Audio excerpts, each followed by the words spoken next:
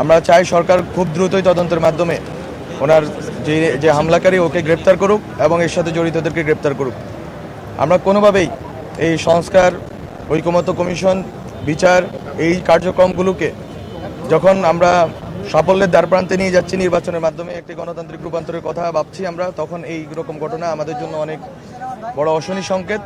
আমরা যারা জুলাই অংশগ্রহণ করেছি তাদের জন্য কষ্টের বিষয়, বেদনার বিষয় যে আমরা যেই বাংলাদেশের জন্য লড়েছি সেই বাংলাদেশে যখন নির্বাচনের প্রশ্ন আসছে তখন অস্থিতিশীলতা সৃষ্টির উদ্দেশ্যে, মানুষের মধ্যে ভয়ভীতি সৃষ্টির উদ্দেশ্যে এই ঘটনা ঘটছে। আমি ওনাকে দেখতে গিয়েছি, ওনার সাথে ওখানে ছিলাম 1 ঘন্টার মতো।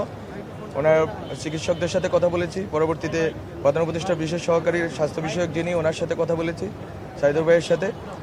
আশা করছি যে উনি সুস্থ হয়ে উঠবেন ইনশাল্লাহ।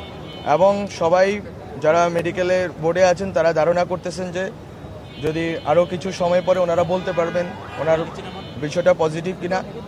আমরা সবাইকে দোয়া করতে অনুরোধ করি যে যেন উনি আমাদের মাঝে ফেরত আসেন। বাংলাদেশের সকল রাজনৈতিক কর্মী এবং জুলাইয়ের পক্ষে যারা ছিলেন, যে দলে ছিলেন না কেন, ইউনিয়ন,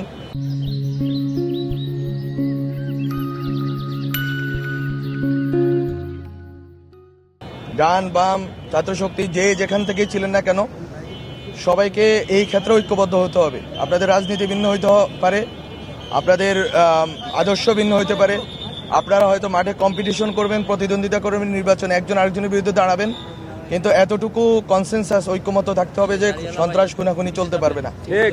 এই দেশে আমরা আর পুরাতন রাজনৈতিক বন্দোবস্তে ফেরত যেতে পারবো না।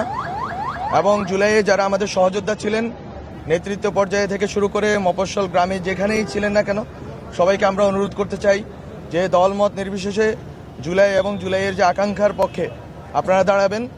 আজকে যেরকম আপনারা দেখেছেন যে ওসমান হাদির ওনার রাজনৈতিক আদর্শ ভিন্ন হতে পারে, ওনার চিন্তা ভাবনা ভিন্ন হতে পারে, উনি নিজস্ব স্বতন্ত্রভাবে দাঁড়িয়েছেন, কোনো দলের পক্ষে দাঁড়াননি, কিন্তু ওনার পক্ষে আজকে যেভাবে বাংলাদেশের জুলাইয়ের পক্ষের সকল শক্তি ঐক্যবদ্ধ হয়েছে, আমরা এই ঐক্যটা দেখতে চাই।